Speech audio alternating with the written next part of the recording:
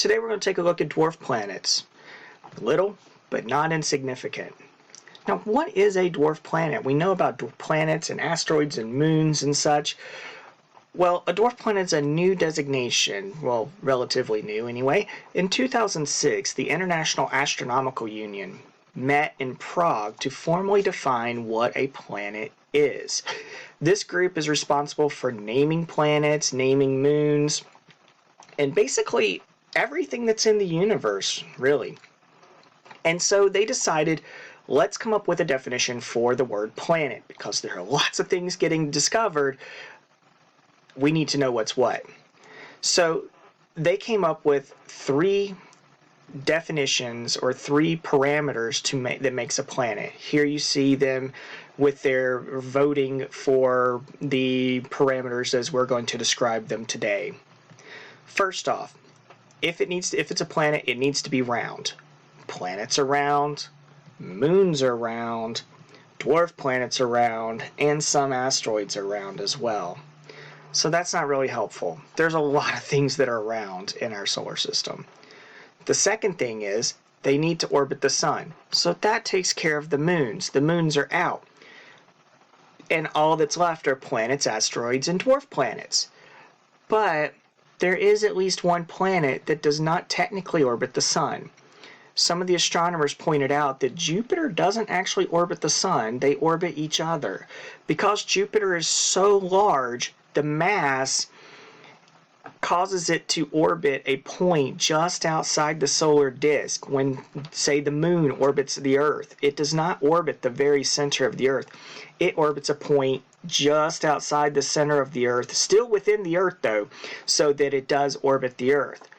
Jupiter, however, its mass is so large that it orbits a point outside. We see that as called the barycenter of the sun and Jupiter. So that causes the sun to wobble as Jupiter goes around it. And that's really important, not for this discussion, but for our discovery of exoplanets, planets beyond our own solar system. In fact, that's how we first discovered exoplanets, was using this stellar wobble caused by large planets orbiting and the star orbiting the planet as well in this particular arrangement.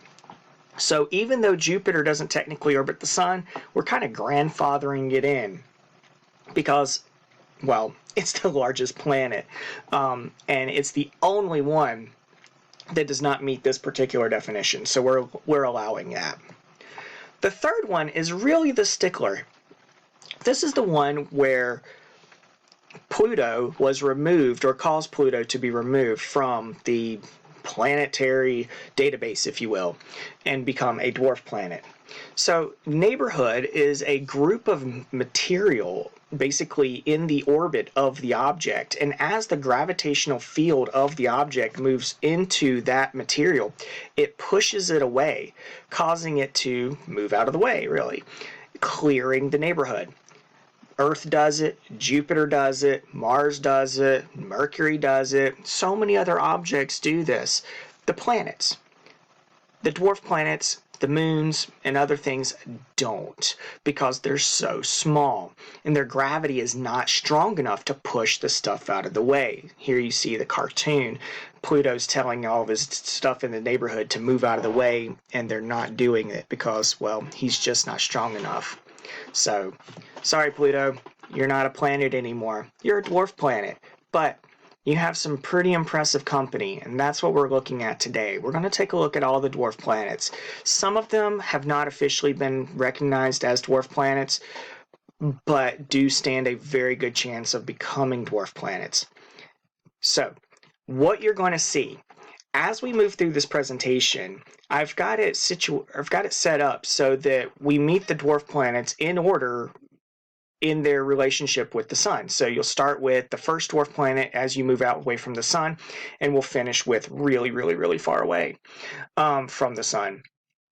Now, this goes along with a chart that you can download and fill out just to help you kind of organize the information, and so you can compare the information as well with one to another. And these are just the dwarf planets.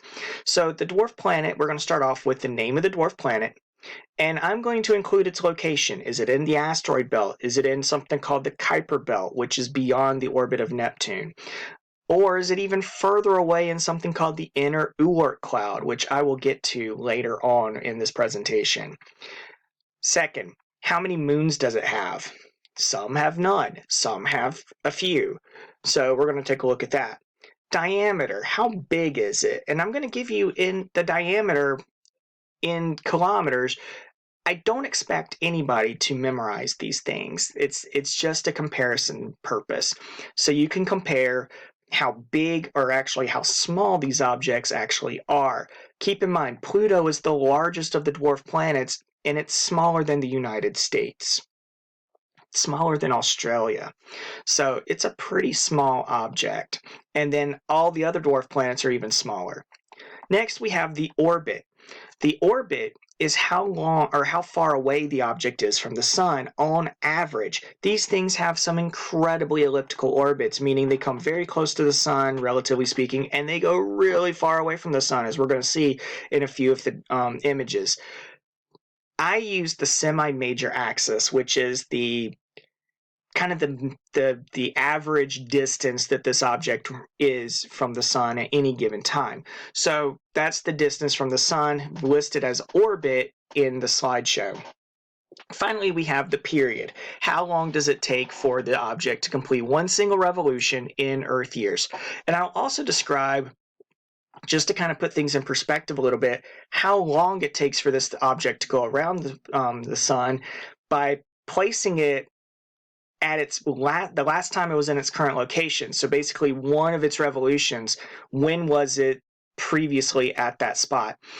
So we can compare it to human history and see just how long these things take to go around the sun. So let's get started. We're going to start off with the first dwarf planet ever discovered, and the first dwarf planet we're going to encounter, Ceres. Ceres is in the asteroid belt. It is the largest object in the asteroid belt. Now, when Ceres was first discovered in 1801, it was originally deemed to be a planet, but William Herschel, who was astronomer royal at the time and discoverer of the planet Uranus in 1781, said, "Not so fast. I discovered a planet. This is not a planet. It's a small object between Mars and Jupiter. It's an asteroid, which means star-like, and there's nothing star-like about this object, as you can see in the image." Ceres is not the only dwarf planet in the asteroid belt, as we're going to encounter next, but start off here. The Ceres has no moons. It is 930 kilometers in diameter. To put that into a little bit of perspective, 1,000 kilometers is 620 miles, so not a very big object at all. It sits on average 413,690,250 kilometers away from the sun. And it takes about 4.6 years to go around the sun one time. The last time it was in its current location, this being April of 2020, was sometime mid to late 2015. Now, Ceres was named after the Roman goddess of the grain and harvest, Ceres, which is where we get the word cereal from, because cereals are made from grains. So here we have an image of the Roman goddess Ceres. Ceres was named at a time when it was deemed a major object, so it was given a fairly major deity's name. That's not the case with most of the other dwarf planets. Next up, we have Haumea. Haumea is in the asteroid belt as well. As you can see there in the image, it's the little one down here, the lower part of the picture. It has no moons. It's only 430 kilometers in diameter, which makes it one of, if not the smallest dwarf planet. But it did meet the other criteria for being a dwarf planet, so therefore it was adopted in late 2019. It sits at 471,225,000 kilometers away from the sun. Again, that is an average. And it takes about 5.57 years to go around the sun one single time. The last time it was in its current location was sometime in 2014.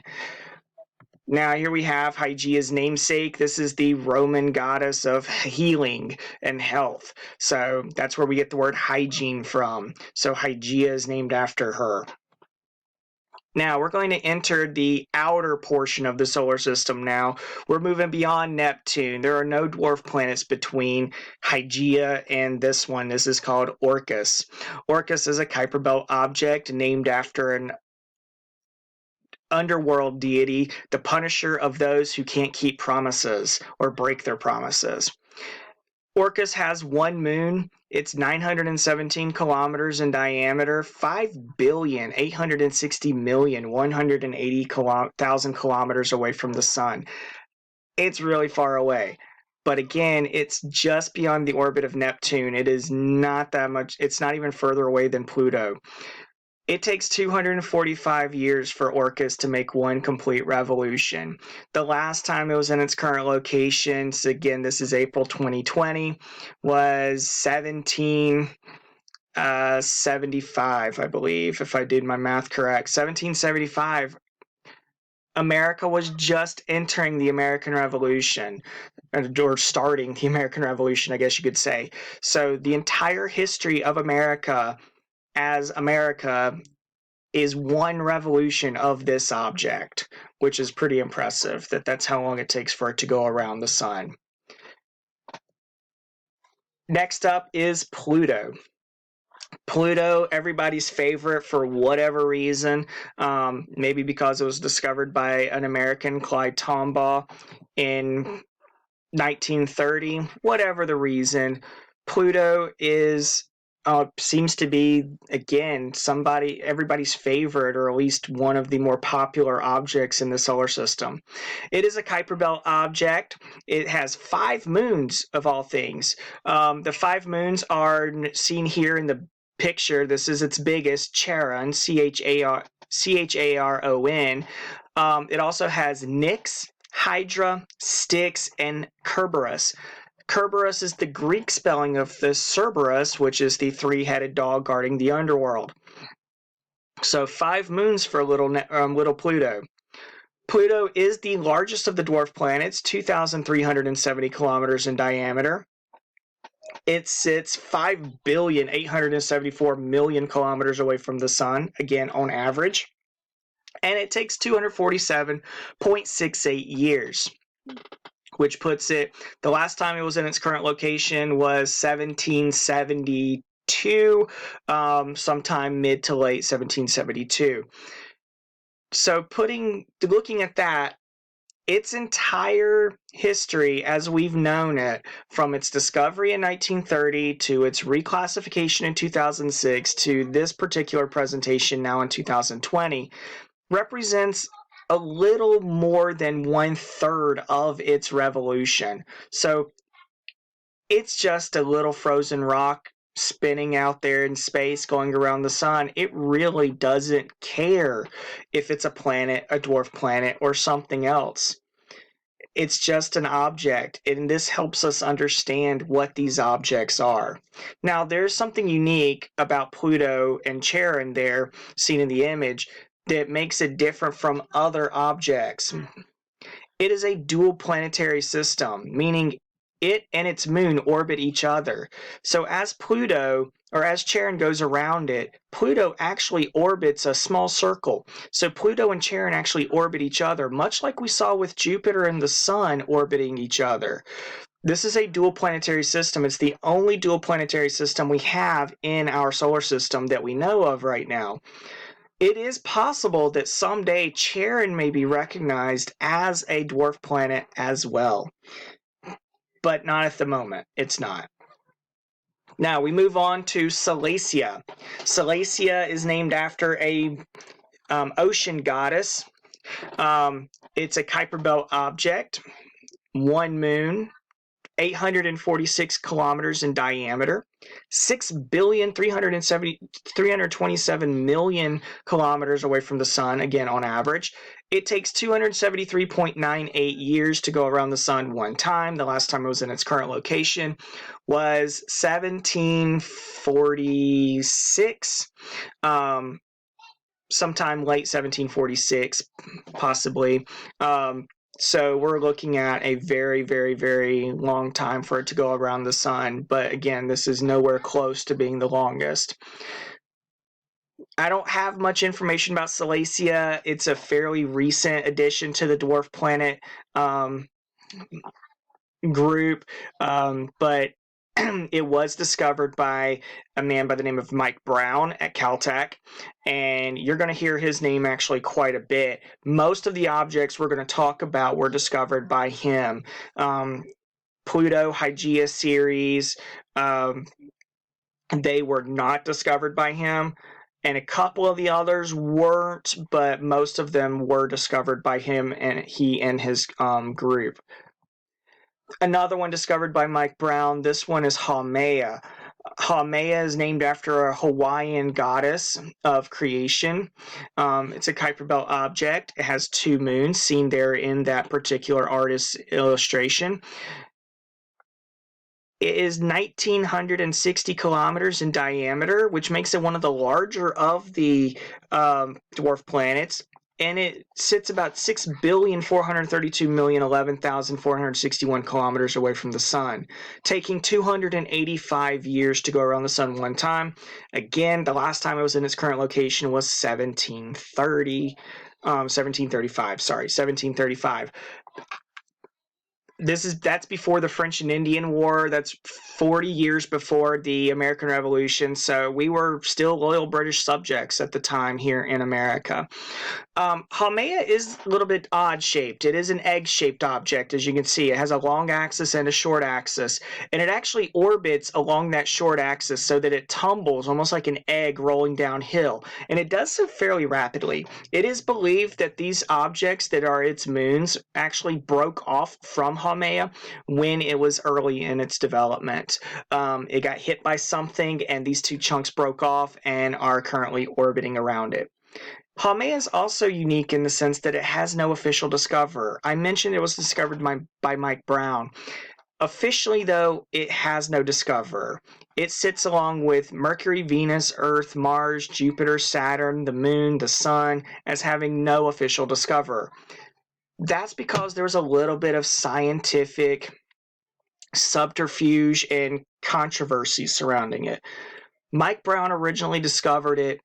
He was going to give a talk about its discovery at a symposium, and another group of scientists kind of Googled it leading up to the symposium. They found the images that were captured by the Chilean Chilean telescope that was used to actually image Haumea for the first time, and they found the online database of those images, and they were able to calculate its period, its orbit, and its diameter from those images. And so they published a paper before him saying that they discovered it. But on reading about this discovery, he realized they used his data, and they basically stole his data. So he issued a formal complaint to the IAU, and to try to make sure that they didn't irritate too many people, sided with him in a way. They chose the name he had chosen, Haumea, but they decided no official discoverer. So science can be kind of cutthroat. It is not all, sunshine and bunny rabbits.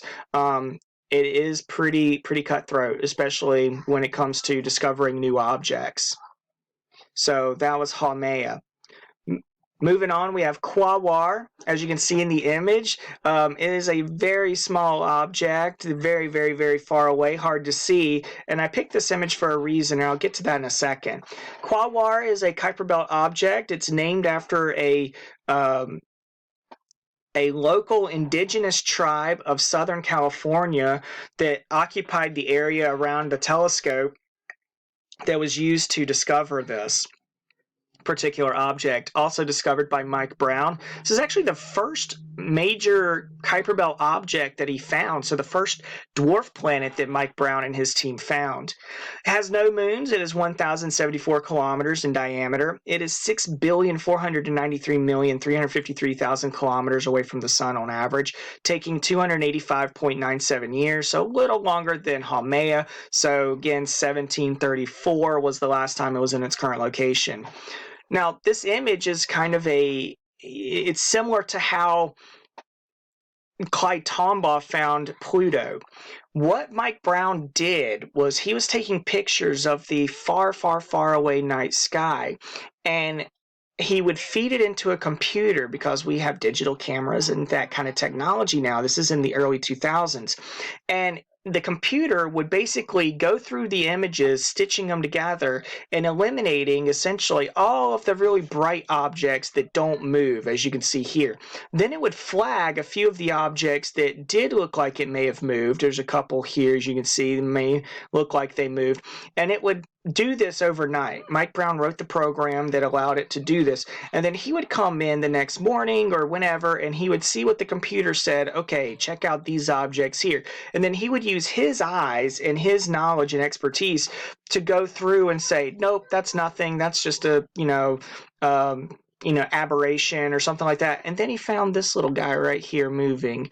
And so this was the very first major object he found. And again, he named it Qua Waar. And he said he immediately regretted naming it that because it's kind of a mouthful to say. But there you have it. Qua Waar is basically there in a part of our solar system forever now.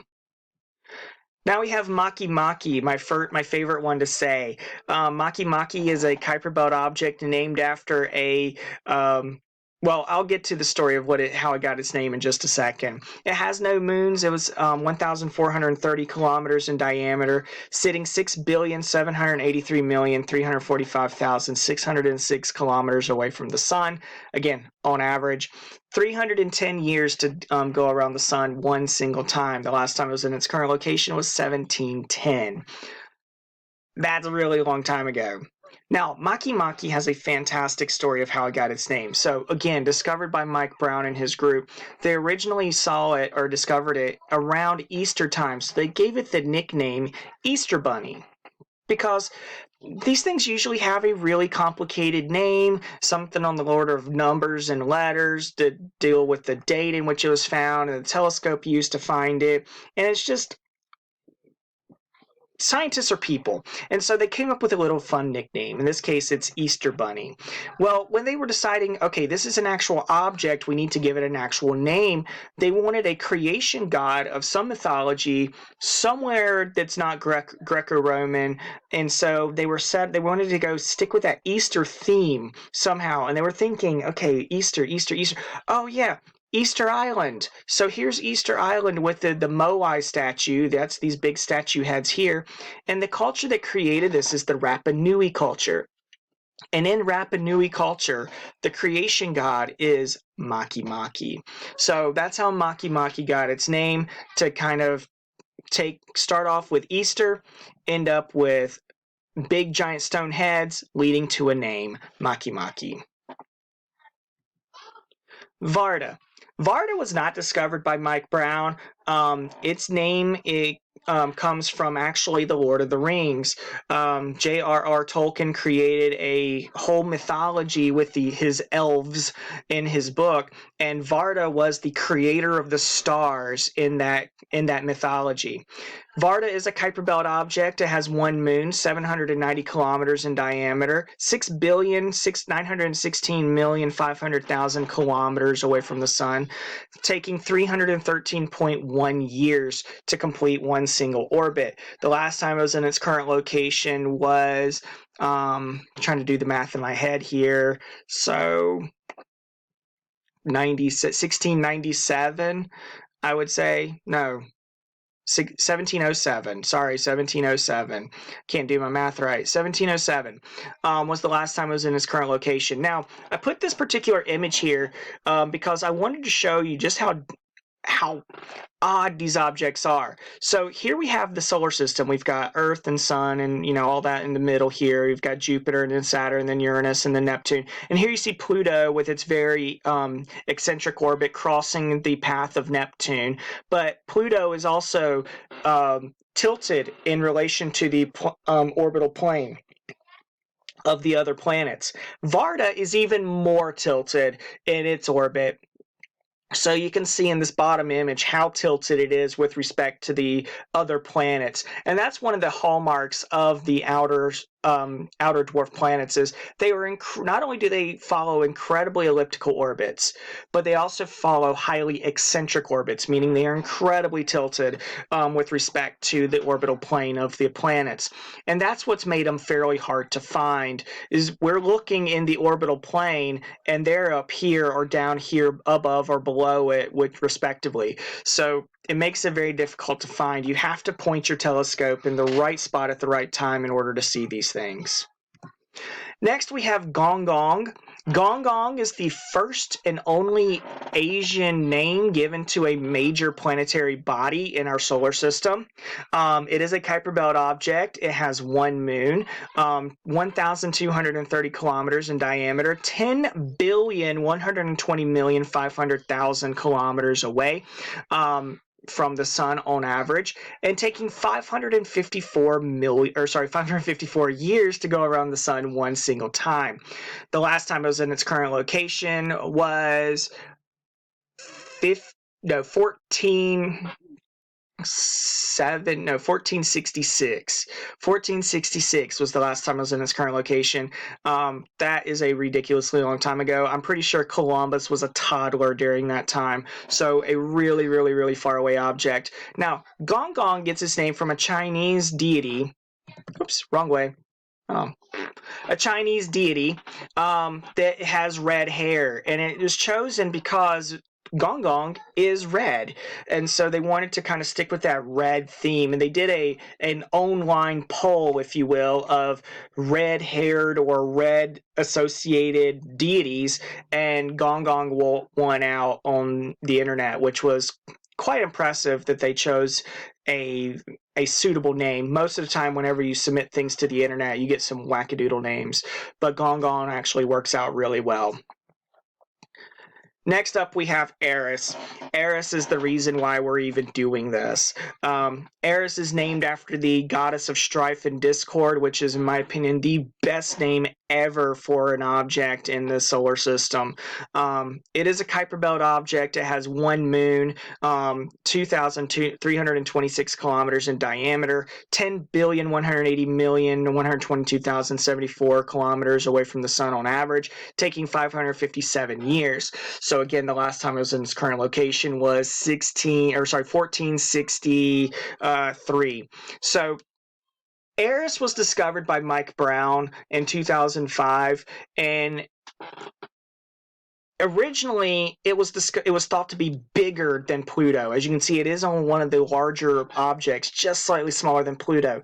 So it was thought to be larger than Pluto, and if Pluto is a planet, as it was in 2005, then Eris would be a planet. And so Mike Brown, who was actually started this whole process trying to find the 10th planet, if you will, he thought he found it, or at least people felt that he found it. He wasn't quite so sure, because by this point in time, he had already discovered so many others, Orcus and Qua Waar and Makemake and the others. And so he felt that it was more like them than a planet. And in fact, Pluto was more like these guys than the planets.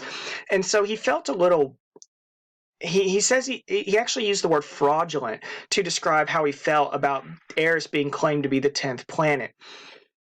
Well, they hold the definition meeting, and they changed it to a dwarf planet. And, Mike Brown, who could have gone down in history as being, the next person to discover a planet, he actually feels a lot better about the whole ordeal. He prefers it to be a dwarf planet, and he prefers Pluto to be a dwarf planet because he feels that it's more similar in that group than it was like the other planets.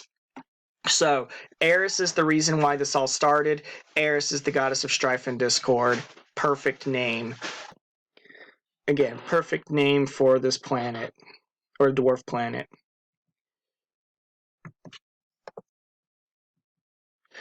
Next up, we have a possible dwarf planet. Its name is Far Out, and as you can see, it's in quotation marks there.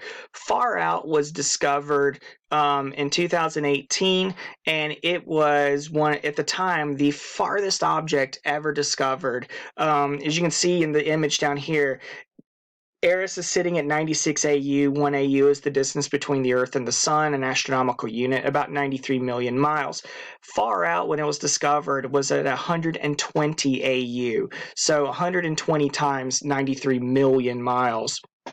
Now, even though that's where it was discovered, it does get a little bit closer to the Sun, and it gets a lot further away from the Sun. So we consider far out to be part of what's called the inner Oort cloud. The Oort cloud is a theoretical area at the end of our solar system where basically it's the furthest extent of the long period comets and their orbits. Does it exist? We don't know, but if it did, then far out would be kind of on the inner edge of that particular area.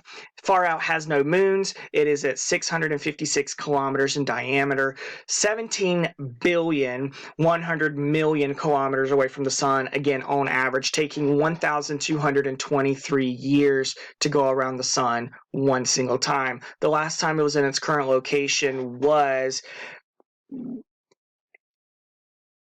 797 AD or whatever. It's really far away. It takes a long time for this object to go around the Sun, but it is not the furthest object that we'll see. Next up is Sedna. I'll get to an image here in just a second, but just real quick, Sedna sits on the inner Oort cloud. It has no moons, 995 kilometers in diameter, 77,576,000,000 kilometers on average from the Sun, taking 11,400 years to go around the Sun. I'm not even going to give you a date from when that was when it was in its last spot, but just put it this way, there were mammoths and mastodons and saber-toothed cats roaming America at that point. It takes a really long time for this object to go around the Sun.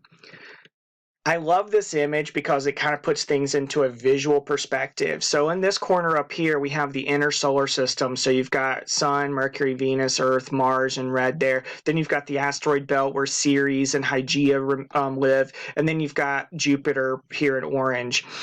We zoom out a little bit more and you see here, you've got Jupiter down here in the box and everything. All of this is in that tiny little circle there in the middle. Then you've got Saturn and Uranus and Neptune. You see Pluto crossing over Neptune's orbit, but remember, Pluto is at an angle in its eccentricity and its orbit, so it will never collide with Neptune. And then you've got the Kuiper Belt, where things like Orcus and Makemake and Haumea and the rest of them are situated. And then you've got Sedna right here, but that's not really a good indication of what Sedna's doing. We zoom out even more. Here we have the inner solar system, or the entire solar system with Pluto and Neptune there, purple and blue. And then you've got this big red loop right here. This is Sedna's orbit. That's just how far it goes out away from the Sun. It's a very elliptical orbit. So I feel like if we hadn't found it when we did, again, found by Mike Brown and his group, we probably never would have found it. Now, here we have the Oort cloud. If we zoom out, now this is theoretical, so this may not be exactly the way it is. We do consider Sedna to be part of the inner Oort cloud as opposed to part of the Kuiper Belt. So the Oort cloud might be a little bit more extensive than this, maybe go down closer to the solar system and further away than what's shown in this image. But again, it just puts things in perspective that this is our solar system.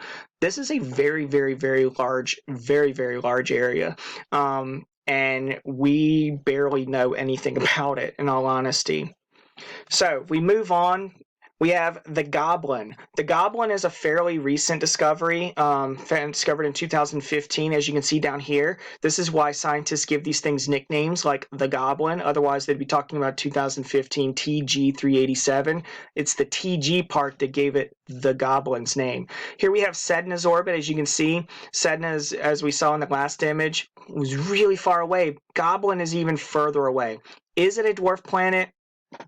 We're not sure. It would be the smallest dwarf planet if it were confirmed, but it has no moons, 350 kilometers in diameter, 151 billion 500 million kilometers away from the sun on average, taking 32,100 years. It is almost 3 times further away, or at least taking 3 times longer to go around the sun than Sedna. And Sedna was a very, very long time. As I said, the last time it was in its current location was the Ice Age.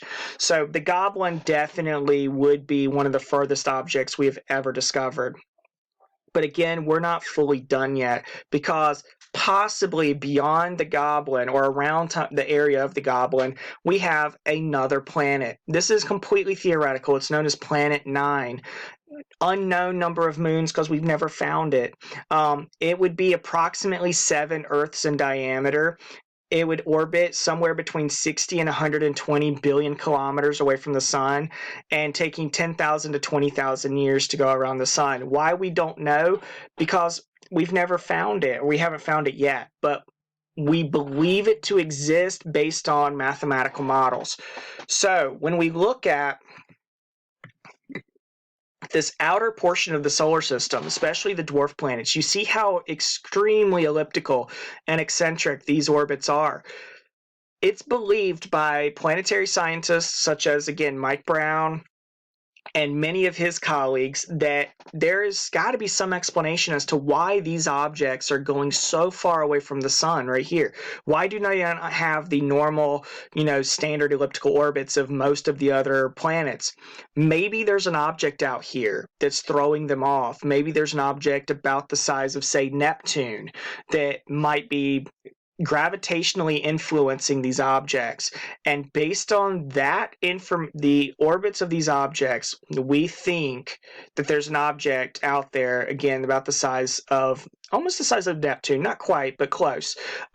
Here we see Planet 9. Again, this is an approximation based on the gravitational anomalies, the gravitational aberrations, and what could possibly cause these types of orbits for the outer portions of the solar system.